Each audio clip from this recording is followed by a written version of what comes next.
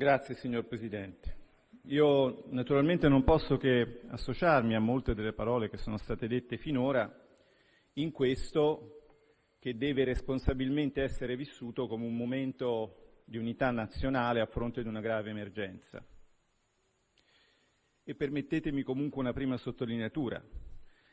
È evidente che chi per anni ci ha predicato l'opportunità di dissolvere le nazioni in un'entità sovranazionale cedendo sovranità, per fortuna, nel momento del bisogno, riscopre le virtù dell'essere una comunità nazionale e riscopre anche le virtù dei nostri anziani a fronte di una modernità che voleva rottamare tutto e che invece si accorge che nel passato qualcosa di buono c'era. Io vorrei intanto intervenire per dire a quest'Aula che è stato un piacere lavorare con i colleghi di maggioranza per raggiungere una soluzione concordata. È stato un piacere, ma come tutti i piaceri ha comportato qualche sacrificio.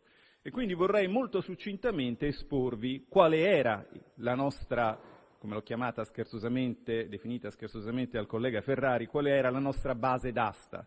La nostra risoluzione, partendo dalla constatazione che di fronte all'emergenza del coronavirus occorre effettivamente un cambio di paradigma e che quindi non ha più senso parlare di scostamento dal sentiero di equilibrio virtuoso, dei conti, la vecchia cassetta degli attrezzi del fiscal compact fondamentalmente, del two-pack, del six-pack, partendo dalla constatazione che tutto ciò oggi non ha un grande senso, chiedeva una mossa veramente ambiziosa, cioè chiedeva al Governo di considerare nell'aggiornamento del piano di rientro qualsiasi cifra dovesse rivelarsi necessaria alla realizzazione di tutti gli interventi in ambito sanitario ed economico-finanziario utili a fronteggiare l'emergenza epidemiologica da Covid-19 e anche a rilanciare l'economia italiana gravemente colpita. Perché un dato di fatto, credo che dobbiamo riconoscerlo, noi sappiamo che l'intervento che voteremo oggi è solo il primo passo di un percorso. E allora,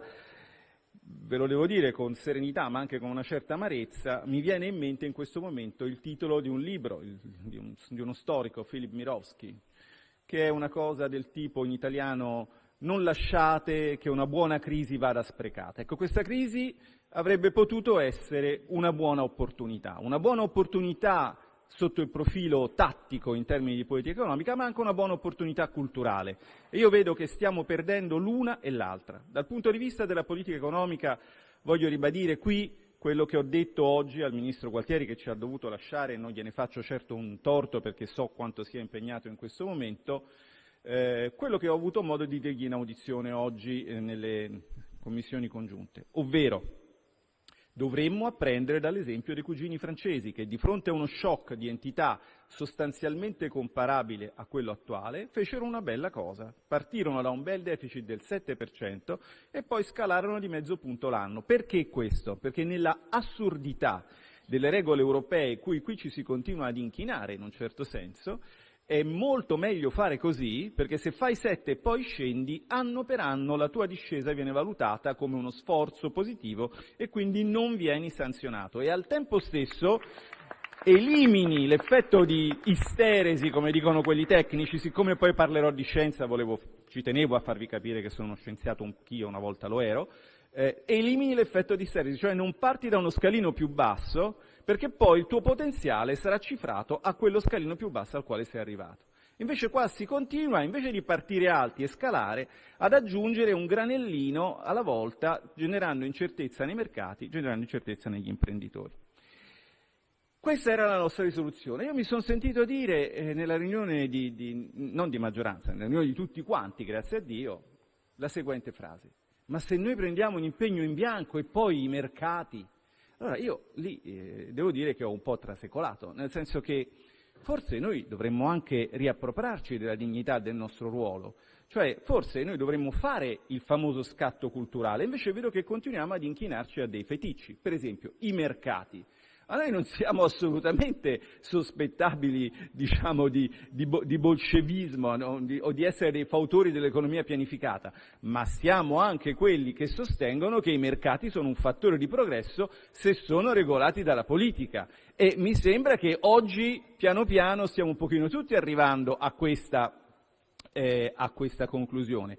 Peccato che ci siamo arrivati dopo una lunga stagione politica in cui l'elogio della modernità e l'elogio del mercato ci ha portato ad avere meno posti letto per abitante della Cina. Insomma, questo va anche detto, cioè l'austerità non è stata, diciamo, una scelta né del sottoscritto come individuo ed elettore né del gruppo cui appartengo. E poi anche la scienza, ma se la scienza non accettasse di essere messa in discussione, se la scienza fosse questo assoluto, questo feticcio a cui inchinarsi, se la scienza non si facesse politica, non si facesse essa stessa politica, intendo dire, noi ci cureremmo ancora col salasso e noi non capiremmo l'importanza del gesto che facciamo entrando qua dentro, cioè del lavarci e del disinfettarsi le mani, perché la scienza c'è sempre stata, d'accordo? C'è sempre stato qualcuno che pensava di sapere tutto. Peccato che quel tutto si è dinamicamente sviluppato anche in virtù del fatto che lo si è potuto mettere in discussione. Allora vi posso dire una cosa, per l'ennesima volta, sarò stucchevole. A me offende, ma proprio offende, infastidisce quando sento parlare di l'Europa. Chiamiamolo Unione Europea, una parolina in più. Qui abbiamo poco tempo, ma sono due cose diverse. Un conto sono le nostre radici culturali, il senso del nostro vivere insieme, che forse stiamo scoprendo grazie a questo shock. E un conto è un progetto che è condannato al fallimento anche perché ci fa perdere tempo. Noi oggi abbiamo perso un pomeriggio in amabile compagnia, la compagnia del vice ministro Misiani, cui va il mio saluto, e quella di altri colleghi selezionati di quest'Aula, per compiere un rito fondamentalmente inutile che ci viene chiesto da delle regole che promanano da questo progetto politico. Perché quello che noi stiamo facendo non è appunto chiedere all'Europa. È stato detto noi non stiamo chiedendo all'Europa, noi infatti non dovremmo proprio chiedere niente, noi dovremmo decidere da noi quello che ci serve e farlo. Il tema del ma no, lo stiamo chiedendo ai nostri figli, e lì sinceramente io trasecolo, cioè se stiamo parlando di debito, forse diciamoci una volta per tutti, il debito sono soldi che chiediamo ai mercati, che ce li danno se ritengono di doverceli dare, d'accordo? Intanto bisognerebbe capire perché abbiamo fatto la scelta di affidare il finanziamento di uno Stato sovrano alla volontà dei mercati, che sono entità che falliscono, quindi cui non si vede perché noi dobbiamo riconoscere questo statuto di superiore non recognoscence rispetto a un corpo legislativo che è, diciamo così, significativo di una comunità nazionale. Questo non lo si vede, perché se fossero infallibili i mercati lo accetterei anche, ma i fallimenti dei mercati sono sotto gli occhi di tutti, non solo di chi come me li ha insegnati per 25 anni.